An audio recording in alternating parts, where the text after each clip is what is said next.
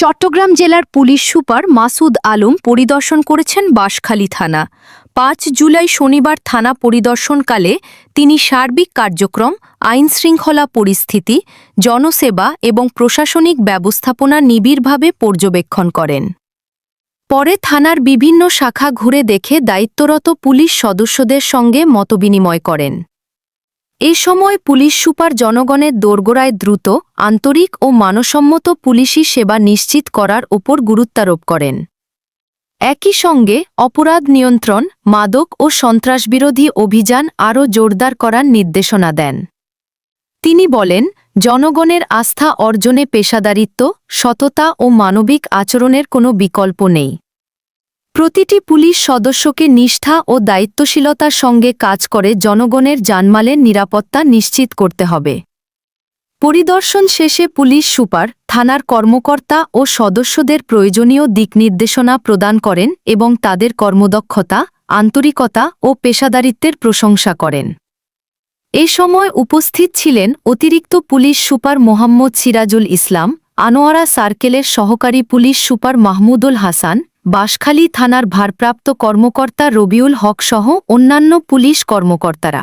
জেলা পুলিশের যে নিয়মিত কার্যক্রম পুলিশিং হয়, এই পুলিশিং এরই একটা অংশ হিসেবে আমরা বাঁশখালী থানায় এসেছি। এখানকার বাঁশখালী থানা পরিদর্শন সহ আশেপাশে এলাকা সম্পর্কে একটু জানা, একটু দেখা। আমি এখানে নতুন এসেছি চট্টগ্রামে, তো আসার পরে এই অন্যান্য সব থানায় যাওয়া হয়েছে, শুধু বাঁশখালী থানায় আমার যাওয়া আসা হয়নি, এই জন্য এখানে আসা হয়েছে।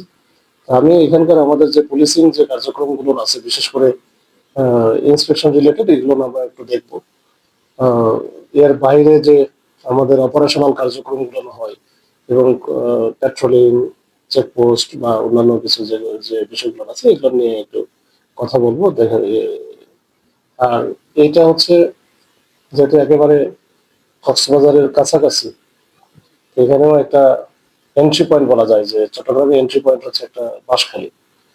তো এইটাও এই দিক থেকে এটা গুরুত্বপূর্ণ। আমরা এখানে মাদক থেকে শুরু করে অবৈধ অস্ত্র বা এখানে সমুদ্রের কাছাকাছি এখানে জেলে সম্প্রদায় আছে, জলদস্যু আছে বা তাদের অ্যাক্টিভিটিস আছে, তো এগুলো একটু জানার চেষ্টা করতেছি। এটা নিয়ে কিভাবে আমরা কাজ করতে পারবো, এটা নিয়ে আমাদের সিনিয়র অফিসারদের সাথে আমরা একটু কথা বলবো। এটা গোটা থানায় জেলে সম্প্রদায়ের ওইখানে একটা ঘটনা ঘটেছে, যে চোর চুরির পাশের বাড়ির আর কি, চোর চুরি করতে ঘরের ভিতরে ঢুকেছিল। তারপরে চুরি করার সময় কোনো একটা পর্যায়ে হয়তো ওই গৃহবধূ যে আছে সে জানতে পারে, তো বা উঠে যায়। তখন ওঠার পরে তার সাথে সাথে তার মুখ চেপে ধরে তাকে ভয়ভীতি দেখায়।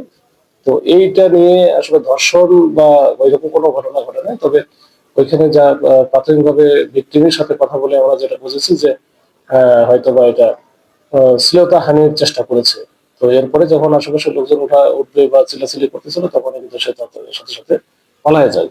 তো এই সংক্রান্ত একটা মামলা রুজু হয়েছে এবং যে লোকটা চুরি করতে গেছিল আসামি, তো তাকেও আইডেন্টিফাই করা হয়েছে।